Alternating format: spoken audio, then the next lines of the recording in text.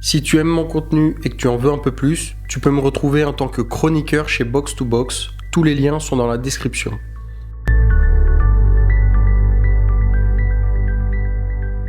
Le top 20 des joueurs qui ont sauvé leur carrière probablement, qui ont pris la meilleure décision durant le dernier mercato estival. Alors il ne s'agit pas juste d'un step-up comme Ekitike par exemple qui passe de Francfort à Liverpool.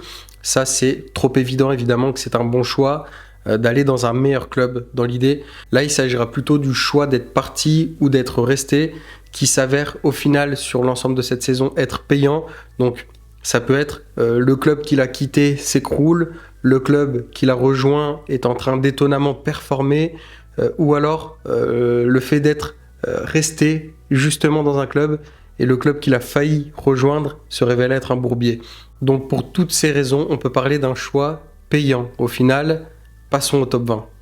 À la 20e position, Mady Camara de Brest à Rennes. Évidemment, il y a quand même un petit step-up entre les deux clubs, mais sur le papier, la saison dernière, Brest sort d'une saison extraordinaire avec un joli parcours en Ligue des Champions. Le fait de partir de Brest, c'était pas une évidence. Il a fait ce choix-là. Déjà, en allant à Rennes, il a multiplié son salaire, ce qui est déjà une chose intéressante. Et ce fut un choix difficile au départ, l'adaptation fut difficile. Maintenant que Franck Hez est arrivé, la stabilité semble davantage de mise. Donc le choix s'avère être complètement payant. Rennes peut jouer la qualif en Ligue des Champions, tandis que Brest, non. C'est beaucoup moins bien cette saison que la saison dernière. Donc au final, c'est un choix payant. À la 19e place, Valentin Rongier. On reste avec les joueurs qui ont rejoint le Stade Rennais. Lui, je le mets juste devant Camara parce qu'il a quitté l'OM. Donc déjà, il a évité tous les problèmes durant la saison de l'OM, tout ce qui a pu arriver du début jusqu'à maintenant.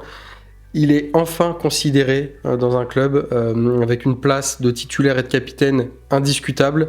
Donc quelque chose qui est recherché. Un peu de tranquillité aussi. L'arrivée de Franck Hez aussi, c'est une plus-value, comme on l'a dit pour Mady Camara. Donc même si Rennes est derrière Marseille actuellement au classement de Ligue 1, j'ai quand même le sentiment pour lui que c'était une bonne décision. 18e, Luka Vuskovic, le croate, le défenseur central croate, était à Westerlo en Belgique la saison dernière. Tottenham est venu le chercher. Alors ça n'a rien d'une bonne opération pour le moment. Ce qui paraît davantage positif, c'est que Tottenham l'a prêté à Hambourg. Lui, il est tout gagnant dans ce deal-là. Son contrat va jusqu'en 2030 déjà avec Tottenham. Donc, pour le commencement de sa carrière dans un club du Big Five, déjà, il est plutôt tranquille jusqu'en 2030 dans l'idée. Il va revenir à Tottenham, dans un Tottenham en grande difficulté, peut-être avec un statut de sauveur. On va l'attendre comme le Messi parce qu'il est vraiment en train de performer en Bundesliga et de s'imposer comme l'un des grands prospects à son poste. Et Hambourg fait en plus de ça une bonne saison, donc pour se montrer c'est parfait. Comme je l'ai dit, il est en train d'exploser un petit peu tous les compteurs, il marque des buts, il défend bien, donc ça semble être un bon coup, pas forcément d'être arrivé à Tottenham, mais d'être prêté dans la foulée pour pas faire partie de la décadence en Angleterre et de pouvoir revenir la saison prochaine avec un statut important. En 17e position, c'est André Dulosc. Alors quelle fut sa bonne décision? Celle de rester à Lille, je pense, plutôt que de partir au PFC. Ça en a été question longtemps. C'est Olivier Létang, il me semble, qui le retient principalement. Il y a un gros contrat, très gros contrat, qu'il attendait au PFC pour une belle fin de carrière. Peut-être que ça aurait pu être préférable, mais dans l'idée, j'ai l'impression que sportivement, même si tout n'est pas rose à Lille, tout n'est pas rouge à Lille, j'ai l'impression que c'est quand même une meilleure saison que celle du PFC, qui devait être meilleurs sur le papier. Ils sont en lutte pour le maintien, ils sont 14e, rien n'est joué pour le moment, alors que Lille, eux, malgré tout, sont 5e et ont encore une place à jouer, quelque chose à jouer pour une qualif en Ligue des Champions. La 16e place, elle appartient à Wilfried Singo, de Monaco à Galatasaray. Ça me semble être vraiment un bon choix, parce que Monaco, infernalement irrégulier. Donc déjà, tu t'esquives toutes les problématiques de l'ASM cette saison, les changements de coach, la gestion de la critique avec les médias, tout ça. Tandis que Galatasaray, première de son championnat, 8e de finale de Ligue des Champions à venir contre Liverpool, là où Monaco s'est déjà arrêté, même si ça va un peu mieux ces dernières semaines. Surtout, tu passes du stade Louis II à celui de Galatasaray. Je sais pas comment il s'appelle d'ailleurs, j'irai chercher ça, mais il y a un gap d'engouement assez immense de passer de Monaco à Galatasaray. Il fallait se mouiller la nuque. Je crois que Singo, rien que par rapport à cet aspect-là, peut sortir gagnant. 15e place, c'est Luka Modric. Après Luka Vuskovic, c'est Luka Modric du Real à Milan. Alors, j'étais l'un des premiers à être étonné de ce transfert et à me demander qu'est-ce qu'il va bien pouvoir faire là-bas, est-ce qu'il va pouvoir avoir du temps de jeu, est-ce que... Beaucoup de questions. Au final, ce fut un choix fort, mais bénéfique dans un Real Madrid malade. Il n'en fait pas partie. Il est parti au bon moment. Là où, du côté de Milan, ça va plutôt bien. Ça réussit plutôt convenablement sous Allegri. Donc, encore une fois, c'est l'art de partir au bon moment. Et en plus, dans une destination, somme toute, acceptable, même plus qu'acceptable. 14e, c'est Vladimir Koufal, ou Tsoufal, ou Tchoufal. Je sais pas vraiment, je crois que c'est Tsoufal la prononciation. De West Ham à Hoffenheim. Voilà, j'aurais pu le mettre même un peu plus bas dans ce classement parce que ça, c'est aussi l'art de partir d'un bourbier pour arriver dans une merveille. D'autant que West Ham, c'était pas. On n'attendait pas d'eux qu'ils soient européens, mais on n'attendait pas d'eux qu'ils soient aussi mauvais cette saison. Et Hoffenheim, on n'attendait pas à ce qu'ils descendent forcément, mais on ne s'attendait pas non plus à ce qu'ils soient en lice pour se qualifier en Ligue des Champions. Donc tu pars de West Ham pour arriver à Hoffenheim, l'un des jeux les plus chatoyants d'Europe. J'en ai fait une vidéo, si tu veux aller la voir, elle date d'il y a 2 semaines seulement, donc fonce-y. Mais ce Hoffenheim, incroyable cette saison, trop bien. Donc passer de West Ham à Hoffenheim, là, pour le coup, c'est ce qu'on appelle vraiment un choix parfait. En Ligue 1, de nouveau, pour la 13e position, Dominic Grave. Il y a beaucoup de joueurs de Ligue 1 dans ce classement. Peut-être que, étant donné que j'en suis plus proche, je sais davantage ce qui s'y passe. Mais de Mallorca à l'OL, c'était pas forcément une évidence de rejoindre cette OL-là, malade, dont on connaissait pas trop les ambitions. Il a fait ce choix-là, il voulait absolument rejoindre le projet très bancal de ce club, alors qu'à Majorque, on était 10e, c'était un jeu très convenable, ça se passait plutôt bien, donc pas forcément évident de comprendre ce choix, et au final, il s'avère plus que payant, parce que l'OL, on connaît la saison, une 3e place inattendue, là où Majorque, après une 10e place, joue actuellement la relégation. Ils sont relégables actuellement. Donc il a eu le flair complètement, Dominic Grave. Donc c'est une 13e place tout à fait méritée pour ce transfert. 12e place, là on commence vraiment à rentrer dans des choix qui sont vraiment très forts et très payants surtout. Ce choix-là, c'est pas tant lui qui l'a fait, c'est son club, c'est Carlos Forbes de l'Ajax à Bruges. Si j'ai bien compris, l'Ajax ne comptait plus vraiment dessus, donc l'a un petit peu poussé vers la sortie. Donc, de l'Ajax à Bruges, sur le papier, je dis bien, tu baisses légèrement en gamme, mais tout le contraire cette saison, là où l'Ajax est assez mauvais, assez catastrophique, surtout en Ligue des Champions, Bruges est top. Bruges connaît une excellente saison encore une fois, 2e de leur championnat, mais joue la première place. D'ailleurs, aujourd'hui, il y a un choc, 1er contre 2e, il me semble, au moment où je m'enregistre. Donc on regardera évidemment ce match. Et Bruges aussi a un joli petit parcours en Ligue des Champions, viennent de se faire sortir par l'Atlético Madrid en 8e de finale. Donc il n'y a pas grand chose à en redire. 11e place, c'est celui qui m'a donné l'idée de cette vidéo, c'est Elanga. C'est quand j'ai constaté le choix initial et là où il est actuellement, je me suis dit il faut faire une vidéo autour de ça. Il était à Nottingham la saison dernière, il a rejoint Newcastle lors du dernier mercato estival. Nottingham, c'est la saison exceptionnelle qu'on connaît la saison dernière. Je ne sais pas si vous vous souvenez, mais ils finissent 7e. Ça finit légèrement moins bien que prévu parce qu'ils étaient qualifiables en Ligue des Champions un bon petit moment de la saison. Ils finissent 7e, ce qui est tout à fait exceptionnel pour Nottingham. Newcastle finissent 5e, ok, c'est mieux, mais qui aurait pu prédire que Nottingham allait à tel point s'écrouler cette saison, 17e, ils vont très certainement descendre, là où Newcastle c'est pas forcément exceptionnel, mais il n'y a aucun souci à ce niveau-là pour la descente. On pouvait attendre mieux de leur part, mais passer de Nottingham à Newcastle, ça nous paraît évident là avec les résultats d'aujourd'hui. La saison dernière, l'été dernier, c'était pas tant une évidence, il a eu vraiment le flair aussi, je sais pas si c'est un agent, si c'est lui, si c'est les clubs, mais qui ont vu juste. Mais en tout cas, tout est bon pour lui, tout est bon à prendre. C'est une excellente décision. Le top 10 en la présence d'Adrien Rabiot. Alors là, exceptionnel aussi. On se rappelle du grabuge en début de saison, tous les problèmes qu'il a esquivés à Marseille et les circonstances de son départ. Et on se dit, est-ce que ce fut pas la meilleure chose possible pour sa carrière au final? Il y a encore une ou deux semaines de là, j'aurais pu en dire autre chose parce que l'OM n'était pas encore sorti de Coupe de France, et s'ils étaient parvenus à se qualifier jusqu'en finale et peut-être, pourquoi pas la gagner, peut-être que ça aurait été regrettable pour lui d'avoir quitté l'OM, de gagner un trophée avec l'OM, c'est pas négligeable. Mais là, étant donné que tout est sport de trophée est foutu cette saison, le choix est juste excellent. Donc, très bonne chose pour lui d'être parti de l'OM en direction de Milan cet été, même si c'était pas à 100% de son plein gré. 9, Tyler Morton, un nouveau joueur de Ligue 1, de Liverpool à l'OL. Il est clairement parti d'un géant vers un club tout à fait instable, comme Dominique Griff.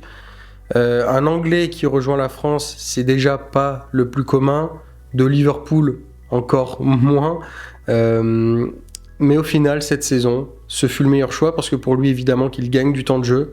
Dans un Noël qu'il pense rejoindre, il pense rejoindre un club de milieu de tableau peut-être pour cette saison.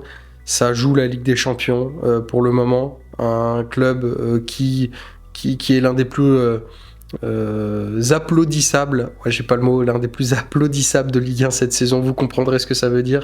Là où Liverpool a de grandes difficultés. C'est très difficile pour eux cette saison, surtout le début. Je pense qu'il aurait eu beaucoup moins de temps de jeu, c'est même sûr. Donc il a tout à y gagner dans ce transfert. De partir dans un club moins huppé, ça a été la meilleure chose qu'il ait eu à faire cette saison. En 8e place, c'est Pablo Rosario. Je l'avais un petit peu oublié, ce joueur, pour tout vous dire.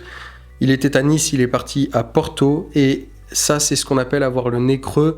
Parce qu'à Nice, on connaît les circonstances, la situation. On parlait de Francaise, de son arrivée positive à Rennes. Son passage à Nice fut catastrophique. Donc tout ce passage-là, avec les problèmes qu'il y a eu cette saison, on ne va pas revenir dessus. Mais quelle aubaine pour lui d'être parti, de s'être extirpé de là. D'autant plus pour rejoindre Porto, premier de leur championnat actuellement. Je crois comme pour... le choc au sommet en Belgique, on a un choc au sommet au Portugal aussi aujourd'hui. Je crois que les deux premiers, c'est le Sporting et Porto. Porto et le Sporting. Il y a une confrontation aussi aujourd'hui. Je pense pas pouvoir le voir ce match-là d'ailleurs, mais on verra. Et ils sont parmi les favoris aussi en Europa League. Ça, c'est pas du tout négligeable. S'ils gagnent en plus de ça l'Europa League, je crois qu'ils finiraient premier de ce classement. Voilà. De partir de Nice pour rejoindre Porto, gagner le championnat et l'Europa. Et il serait bien plus haut dans ce classement, mais actuellement, ça reste une 8e place. Le 7e, c'est notre premier gardien. Non, c'est le 2e. Je viens de penser qu'il y avait Dominique Griff. C'est le 2e gardien. Il va y en avoir un 3e dans la vidéo. Le 2e, en tout cas, c'est Kelleher, Kaomin Kelleher, de Liverpool à Brentford. Donc, comme pour Tyler Morton, quitter Liverpool, c'était pas forcément une évidence. T'es dans un top club, mais il a voulu un peu de temps de jeu aussi. D'où le choix Brentford. Tu quittes un Liverpool plutôt en très bonne forme dans l'idée, tu le quittes au bon moment au vu de la saison, hein. On va pas répéter les mêmes choses que pour Tyler Morton, mais aussi tu rejoins à Brentford, c'est pour ça qu'il est 7e dans ce classement, à Brentford qui fait une très bonne saison. Tu retrouves enfin du temps de jeu et actuellement Brentford est 7e là où Liverpool est 6e. Donc il n'y a qu'une place de différence. Si Brentford finit devant Liverpool, c'est exceptionnel pour lui quand même. L'histoire est incroyable. Donc excellent choix de sa part. Le 6e, alors on va faire un tir groupé 6, 5 et 4. Les 6, 5e et 4e positions ont quelque chose en commun. Ce sont 3 joueurs qui ont rejoint le RC Lens cette saison. Le 6e, c'est Udol. Ok, il a upgrade en passant de Metz à Lens, ça paraît évident. Mais Lens, on s'attendait déjà pas à ce que cette saison soit celle-ci. Et Metz, c'est une saison vraiment cataclysmique. Donc, c'est pas tant une évidence pour lui sur le papier, il faut s'en souvenir. Capitaine à Metz, très attaché à ce club, il y est depuis des années. Rejoindre Lens, d'accord, mais on pouvait pas prédire ces choses-là. Et l'upgrade est monstrueux pour lui. On parle d'une sélection en équipe de France, pourquoi pas de la Coupe du Monde. En fin de saison, il a 29 ans, il a 30 ans à la fin du mois. Donc ça, ce fut très probablement l'un des choix de carrière de la saison. Passer une carrière quasiment totale à Metz et à l'aube de tes 30 ans, débarquer à Lens pour espérer jouer un milieu de tableau et se retrouver à être qualifié en Ligue des Champions, espérer une place en équipe de France alors que tu l'as jamais goûté, c'est totalement inespéré. Du coup, le 5e, c'est Florian Thauvin, de l'Udinese à Lens. Très belle saison à l'Udinese. Il n'y a pas un énorme gap entre l'Udinese et Lens sur le papier, donc tu quittes pas un club moins bon pour en rejoindre un meilleur sur le papier. Retour en équipe de France. Là, carrément, il a pu retrouver le goût de la sélection. C'était pas un choix évident non plus pour lui parce que les critiques et tout ça, c'est un passage difficile pour lui aussi, la France, dans sa carrière. À un certain moment, il se retrouve deuxième de Ligue 1, etc. Les mêmes circonstances que pour Udol. Mais le fait qu'il ait rejoint l'équipe de France, lui, pour le coup, officiellement, je le mets devant Udol quand même. Mais le 4e, c'est Risser. Ok, lui, il n'a pas rejoint l'équipe de France, mais passer de Strasbourg à Lens, Strasbourg sur le papier était plus compétitif que Lens, c'est eux qui l'ont poussé vers la sortie, ils ne lui ont pas fait confiance, ils doivent bien le regretter, parce qu'actuellement, Strasbourg 8e, Lens 2e, et lui n'est pas en équipe de France encore, contrairement à Thauvin, mais il figure devant au classement, parce que l'ascension est folle. On en parle, beaucoup le veulent pour la Coupe du Monde, à la place d'un Lucas Chevalier par exemple. C'est ce qu'on appelle une ascension fulgurante. Il ne l'aurait sûrement pas connu s'il était resté à Strasbourg avec l'arrivée de Mike Penders. Enfin, l'arrivée, il était déjà là, mais surtout avec sa bonne saison. Et ce qu'il a déjà montré, Mike Penders, c'est un très bon gardien. Mais Risser, ça, c'est un choix très payant. Il ne l'a pas vraiment choisi de son plein gré, mais il ne pouvait pas mieux rêver en rejoignant Lens. Donc, très très bonne ce transfert. On rentre dans le top 3. Donc, les 3 meilleurs moves pour les joueurs eux-mêmes cet été. Le 3e, c'est Bryan Mbeumo de Brentford à United. Alors, évidemment que ça paraît être un upgrade, mais attention, la saison dernière, Brentford finit 10e, Manchester United 15e. Donc, je suis désolé, mais sur le papier, il rejoint un club avec un état de forme beaucoup moins important, beaucoup moins positif. Donc il arrive à Manchester United, et autant il y a beaucoup de joueurs qui se sont perdus là-bas, autant la révélation Bryan Mbeumo à Manchester United est assez importante. Il est en train de prendre une autre dimension. Il fait partie de ceux qui remettent Manchester United au sommet de la Premier League. Donc il a automatiquement écopé d'une dimension quasiment star. Il est davantage starifié. C'est beaucoup plus honorifique d'être celui qui pose les premières pierres de la reconstruction. Donc c'est probablement l'un des 3 moves les plus intelligents de ce mercato, je pense, sans trop de questions à se poser. Le deuxième, on va encore parler de l'OM, c'est Ordonez de Bruges, qui devait rejoindre l'OM cet été. Il a fait le forcing auprès de son club. Il voulait absolument y aller. Son club l'en a empêché, tout simplement, parce que ce ne fut pas la meilleure chose pour lui. 30 millions évoqués. Hein. On se rappelle un petit peu du montant quand même. C'est pas si important pour la vidéo, mais je trouve que c'est important à mettre en relief quand même pour se rappeler de l'histoire globale. L'OM fait une saison qu'on peut presque situer de catastrophique pour le moment. J'attends de voir si qualification en Ligue des Champions il y a quand même. Ça devrait aller. Mais Bruges, eux, on l'a déjà dit pour d'autres joueurs, un joueur précédemment dans la vidéo, mais la saison est exceptionnelle, est très bonne en tout cas. Et l'ironie du sort, c'est aussi ça qui m'a fait le mettre en deuxième position, c'est que il y a eu un Bruges-Marseille, vous vous rappelez très probablement en Ligue des Champions.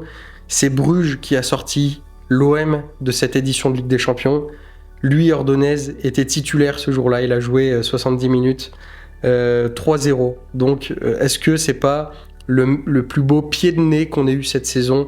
Lui qui voulait absolument les rejoindre, qui a été freiné, qui a été empêché, il se retrouve à lui-même les éliminer et d'une manière assez historique, on peut le dire. Voilà.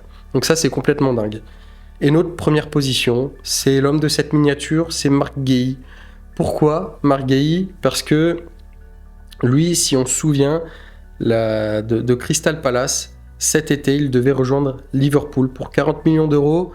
C'est Crystal Palace qui a empêché ce deal parce qu'il voulait trouver un remplaçant avant de le vendre, et c'est un petit peu coincé. Ils n'ont pas pu faire les choses à temps, donc ils l'ont empêché. Ils ont empêché ce transfert-là. Qu'est-ce que ça a été bénéfique pour lui au final?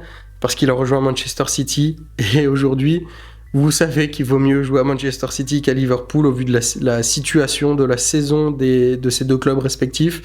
Donc en fait, comme pour Ordonez, c'est son club qui l'a empêché de faire une bêtise, tout simplement.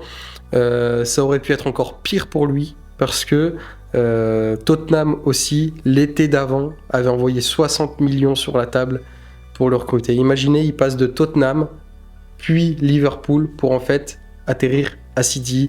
Donc là, c'est le meilleur exemple de soyez patient dans vos choix de carrière, faites les bons choix au bon moment, et puis le coup de pouce du destin aussi, hein, n'y est pas pour rien. Et aussi, on peut se noter quand même que à Tottenham, la somme était de 60 millions pour le transfert, Liverpool 40 millions, c'est pour 23 millions qu'il rejoint Manchester City. Ça, si c'est pas du deal. Donc voilà, je trouve que c'est le meilleur choix de carrière pour un joueur sur cette période estivale de transfert. Voilà. J'aime bien ce top 20, je trouve qu'il a de l'allure. Je suis assez influencé quand même par les joueurs de Ligue 1, il y en a un peu plus, mais parce que je suis davantage au fait de leurs mouvements, des rumeurs, etc. Donc c'est assez logique. Mais voilà, je pense que c'est la fin de la vidéo, tout simplement.